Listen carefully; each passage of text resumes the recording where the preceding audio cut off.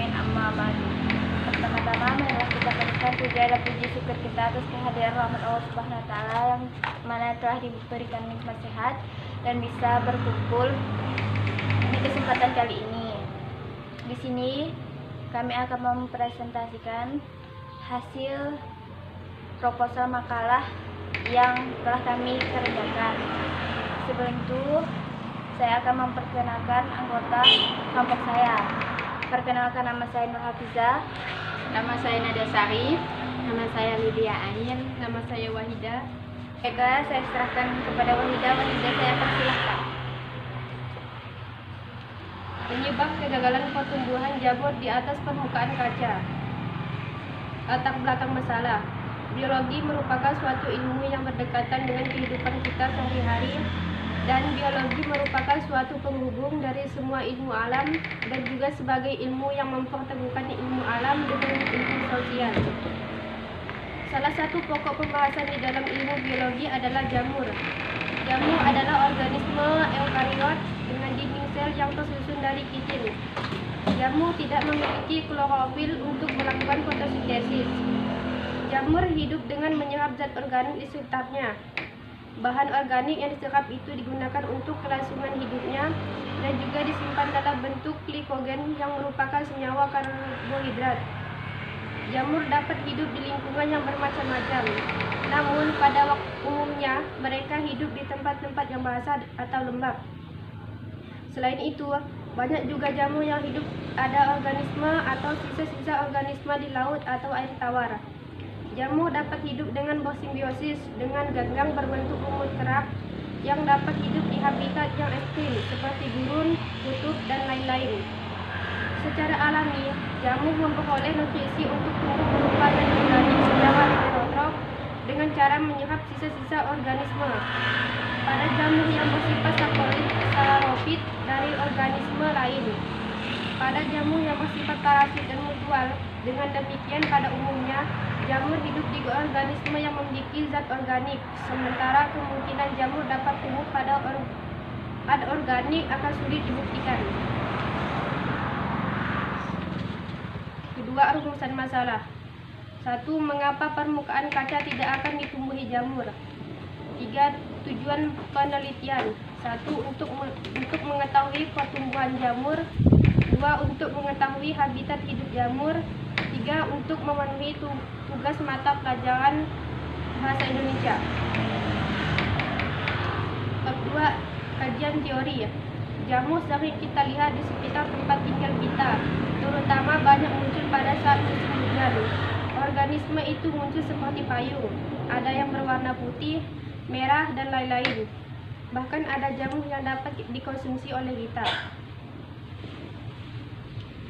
Surayo A.Y. dalam buku Ensiklopedi Sains dan Kehidupan mengungkapkan bahwa jamur merupakan suatu kerajaan kingdom dari makhluk hidup yang struktur tubuhnya tidak mengandung klorofil, tetapi dinding selnya terbuat dari selulosa dan selnya mengandung zat glikogen, suatu senyawa karbohidrat, sehingga ia tidak dapat berfotosintesis. Baiklah, selanjutnya akan dibacakan oleh Nadia. Wikipedia Indonesia mendefinisikan jamur atau cendawan adalah tumbuhan yang tidak mempunyai klorofil sehingga bersifat heterotrof. Jamur ada yang uniseluler dan multiseluler. Tubuhnya terdiri dari benang-benang yang disebut hifa. Hifa dapat membentuk anyaman bercabang-cabang yang disebut miselium. Reproduksi jamur ada yang dengan cara vegetatif, ada juga dengan cara generatif. Jamur menyerap zat organik dari lingkungan melalui hifa dan miseliumnya untuk memperoleh makanannya. Setelah itu, menyimpannya dalam bentuk glikogen. Jamur merupakan konsumen, maka dari itu jamur bergantung pada substrat yang menyediakan karbohidrat, protein, vitamin, dan senyawa kimia lainnya. Semua zat itu diperoleh dari lingkungannya. Sebagai makhluk heterotrof, jamur dapat bersifat parasit obligat, parasit fakultatif, atau saprofit. Jamur tergolong ke dalam salah satu tumbuhan heterotrof yang mana memperoleh zat organik dari organisme lain. Zat organik dapat berasal dari sisa-sisa organisme hidup. organisme mati dan bahan tak hidup.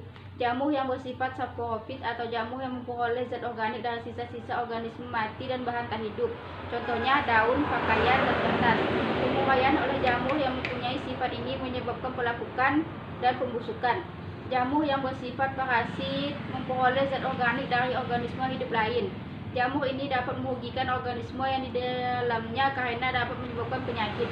Ada juga jamuh yang bersimbiosis mutualisme yang saling menguntungkan dengan organisme lainnya. Menurut Albert tahun 1989, jamuh dimasukkan ke dalam kingdom fungi dan kingdom protista. A. Kingdom fungi. Ciri mempunyai hifa bersakat, dinding sel terdiri dari kitin, polisakarida kompleks, selulosa, reproduksi seksual dengan persatuan gamet-gamet yang diikuti persatuan protoplasma, reproduksi aseksual dengan spora, fragmentasi. Klasifikasi dari kingdom fungi terdiri dari 4 divisi, yaitu 1. Divisi zygomicota.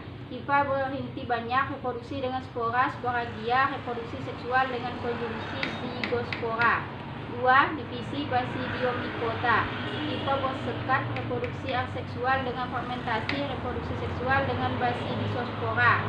3. Divisi Ascomycota. Hifa bersekat, bisa uniseluler, reproduksi aseksual dengan Conidia, juga dengan Bacillus, reproduksi seksual dengan Ascospora. 4. Divisi Deuteromycota. Hifa bersekat, berkembang biak dengan Conida. Selanjutnya akan dijelaskan oleh Khadijah. A. Kingdom protista. Dimasukkan dalam protista karena memiliki ciri-ciri seperti amoeba. Makanannya seperti amoeba, yaitu bakteri dan zat organik lain. Morfologi dan fisiologi mirip dengan amoeba. Sel prokaryotik. Klasifikasi dari kingdom protista adalah sebagai berikut. 1. Filum Acrasiomycota. Ciri berinti 1, terdiri dari amoeba, reproduksi dengan sporadia, itu seperti Pseudoplasmidium, dan eukaryotik. Fase vegetatif serupa amoeba yang berinti 1. 2. Filum Rhizomycota. Ciri berupa plasmodium yang memiliki banyak inti. Berkembang biak dengan sporagia. Fase vegetatif serupa plasmodium yang bersifat berhidup bebas. 3. Filum Chytridiomycota. Tubuh berupa benang-benang hifa, gipi dinding yang pasti, inti eukariotik, menghasilkan spora kembaran, khusus menghasilkan sel berflagel kelas Omycetes. 3. Metode penelitian. Dalam penelitian ini kami menggunakan metode library research atau telaah pustaka, yaitu penelaahan kepustakaan dengan mencari data-data atau keterangan dari berbagai buku yang berkaitan dengan masalah yang akan dibahas. Metode penelitian merupakan rencana langkah-langkah kegiatan penelitian yang meliputi objek, populasi, dan sampel penelitian. Objek dalam penelitian ini adalah meliputi organisme jamur atau mikes yang merupakan makhluk hidup yang struktur tubuhnya tidak memiliki klorofil, tetapi dinding selnya terbuat dari selulosa dan selnya mengandung zat glikogen dengan alat perkembangbiakan berupa spora dan hifa. Populasi dalam penelitian ini meliputi jenis-jenis habitat hidup jamur atau mikes yang berupa bahan organik dan anorganik. Bahan organik seperti roti, kayu, dan lain-lain, sedangkan bahan anorganik adalah seperti permukaan kaca, plastik, keramik, fiberglass, logam, dan lain-lain. Sampel penelitiannya adalah bahan organik berupa roti dan bahan anorganiknya berupa kaca. Lokasi penelitian. Lokasi penelitian adalah tempat tinggal di salah satu penelitian, yaitu Blok Jatiserang, Kecamatan Penyingkiran, Kabupaten Majalengka. Selanjutnya dibacakan oleh Widya Ayu. Waktu penelitian. Waktu penelitian dapat diuraikan dalam tabel di bawah ini. Jadwal kegiatan penelitian. Nomor 1. Menyusun proposal. 1 hari 10 Juni 2012. 2. Melakukan percobaan pertama 2 hari 15 sampai 16 Juni Juli 2012. 3. Menganalisis hasil percobaan pertama 1 hari 17 Juli 2012. 4. Melakukan percobaan kedua 2 hari 18 sampai 19 Juli 2012. 5. Menganalisis hasil percobaan kedua 1 hari 20 Juli 2012. 6. Menyusun laporan hasil penelitian 1 hari 20 Juli 2012. 7. Presentasi hasil penelitian 1 hari 21 Juli 2012. Deskripsi variabel penelitian. Dalam penelitian ini, penulis akan menguji hubungan sebab akibat yang menjadi variabel bebas dan terikat. Adapun hubungan sebab akibatnya adalah jamur tidak akan tumbuh di permukaan kaca.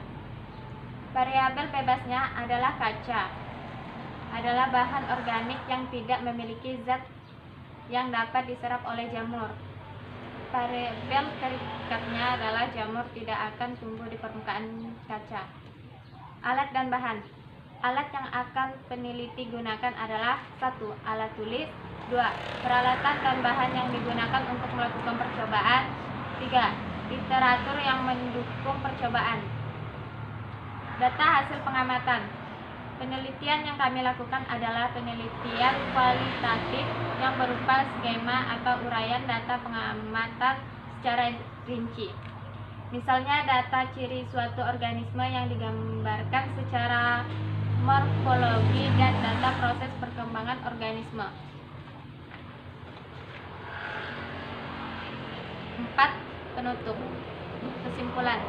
Jamur tidak dapat tumbuh selain di bahan organik, seperti halnya kaca.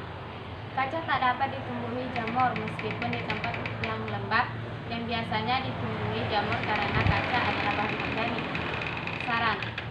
Bagi seluruh civitas akademik untuk terus menambah wawasan pengetahuan mengenai jamur atau mites. Sebagai manusia, kita perlu membudidayakan jamur yang bermanfaat untuk memenuhi kebutuhan pangan. Selebihnya saya serahkan ke moderator. Sekian dari kami, kurang dan lebihnya mohon maaf. Wabillahi taufiq wal hidayah. Wassalamualaikum warahmatullahi wabarakatuh.